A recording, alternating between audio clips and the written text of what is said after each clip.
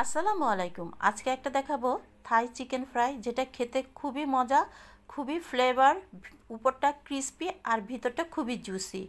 এখানে নিয়েছি আদা, কাঁচা লাল মরিচ, থাইয়ের গোড়াটা কুচি করা আর রসুন, কয়েক কোয়া রসুন। এই মশলাটা কিন্তু খুবই প্রধান।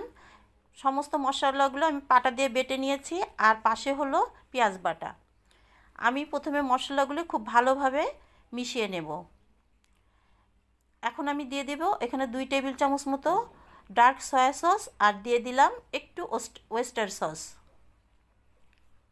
মশলাগুলো খুব ভালোভাবে মিশিয়ে নিই।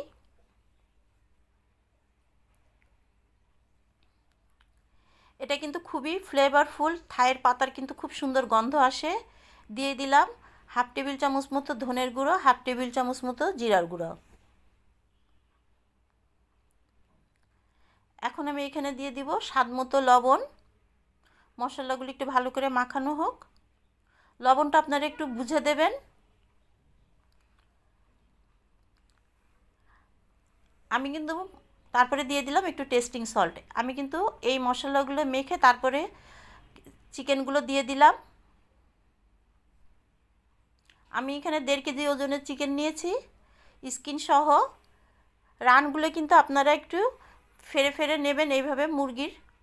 আমি একটু ছুরি দিয়ে ফেরে নিয়েছি। আমার মাখানো হয়ে গেছে। এখন আমি একটা ডিম দিয়ে রেখে দেব। ডিমটা দিয়ে আমি মুরগিটা 2 ঘন্টার জন্য রেখে দেব। দেখুন 2 ঘন্টা পর এখন এখানে আমি দিয়ে দিলাম ময়দা, হাফ কাপ মতো ময়দা। যতটুক চিকেন আপনারা আপনাদের পরিমাণ বুঝে ময়দাটা দেবেন। আমি প্রথমে মুরগিটা ভেজে নিচ্ছি। এটা কিন্তু আমি 2 বার ভাজবো।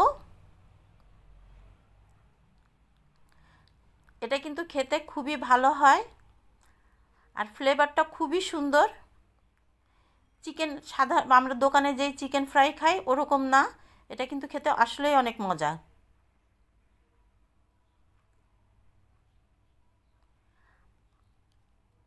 আমি প্রথমে একবার ভাজা হয়ে গেছে, এগুলো কিন্তু আমি ডবল করে ভাজবো। এখন আমি এগুলো রেস্টে রাখবো। অন্যদিকে আমি বাকি চিকেনগুলো ভেজে নেব। আধা ঘন্টা মতো রেস্টে রাখলেই হয়ে যাবে।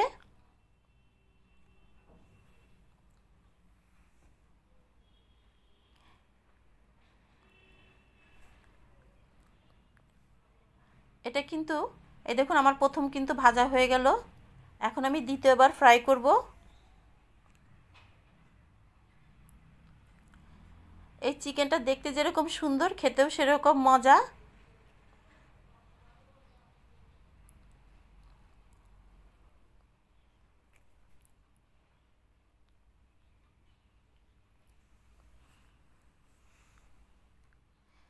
অল্প হিটে আস্তে আস্তে করে ভেজে নেবেন।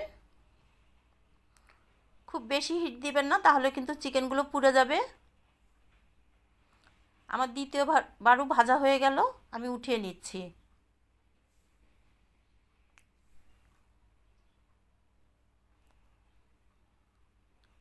এই চিকেনগুলি বাসায় এরকম করে রেখে দিলে, ফ্রিজে রেখে দিলে যখন খুশি তখনই এটা ফ্রাই করা যায়। খেতে খুবই ভালো লাগে। আমি এখন পরিবেশন করছি। দেখুন কালারটা কতটা সুন্দর।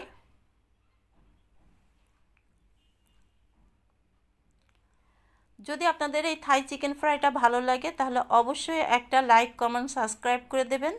দেখা হবে পরবর্তী কোনো একটা রান্না নিয়ে।